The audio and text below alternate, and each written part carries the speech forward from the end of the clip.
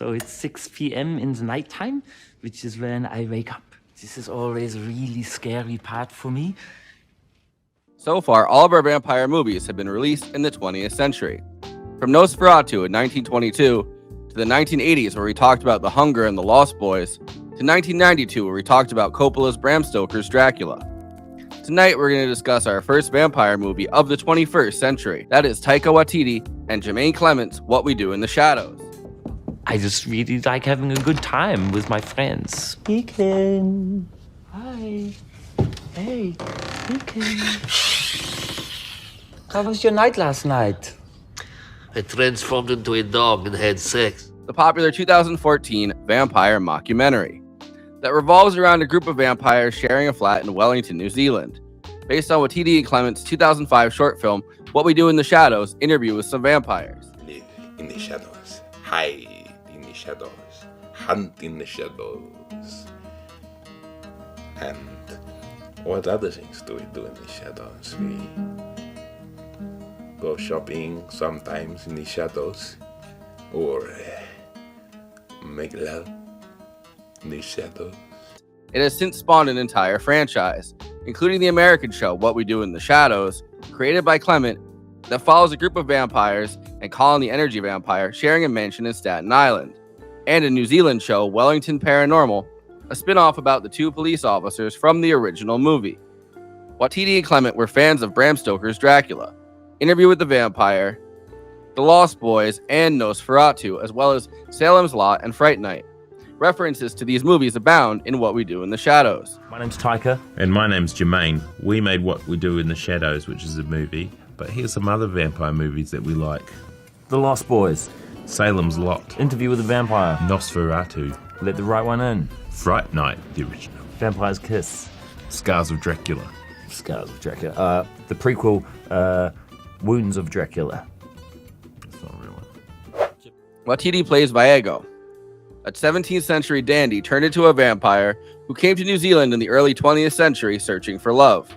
Viego is definitely a take on the Anne Rice variety of vampire. He's overly sentimental, romantic, and dandified, annoying his roommates at times with his nervous, fussy mother hen energy. Well, I'm glad to hear that I'm cool. No, that's not the point, though. Yeah, no, I know. Not a I know. flat meeting about how cool you are. I do my flat chores. No, you No, don't. you Yes, don't. I do. That's why we're having the flat meeting.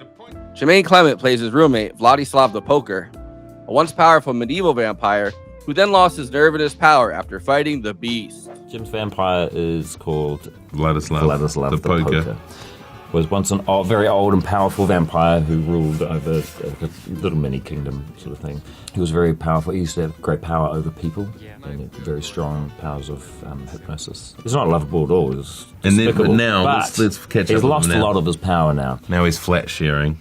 Clement claims that his performance is based on Gary Oldman in Bram Stoker's Dracula. And Jonathan Brew plays Deacon, the youngest vampire in the house, only 183 years old. Deacon was turned by Peter, an ancient 8,000-year-old Nosferatu who mostly just sleeps and stays silent in the basement. A documentary crew that the vampires have promised not to eat follows these vampires around, documenting what it's like to be a vampire in modern Wellington.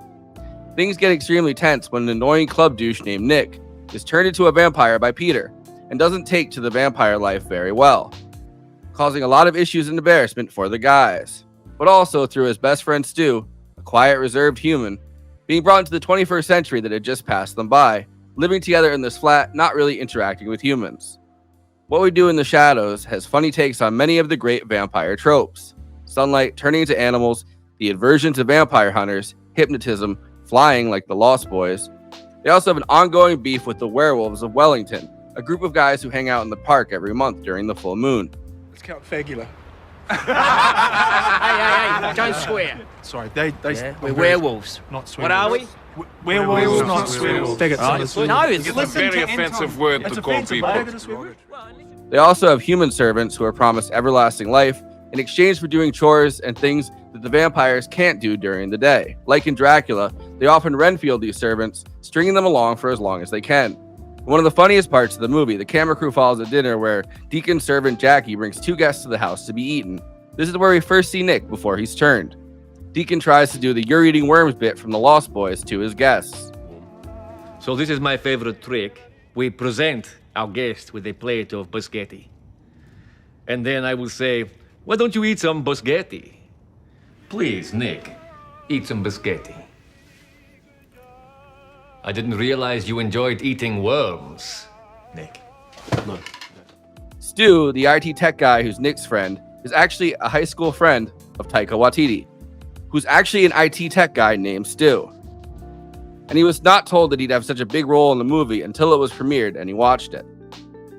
The humor of What We Do in the Shadows is extremely referential, constantly referencing many of the movies we've talked about this month, as well as movies like Twilight and Blade.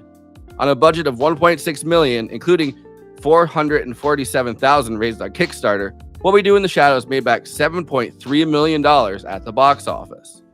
Twilight! Shut up, Nick. You're not Twilight. What's your problem? You are my problem. Telling the world that we are vampires. I'm gonna tell the whole world that you're an asshole now, as well. Shut up.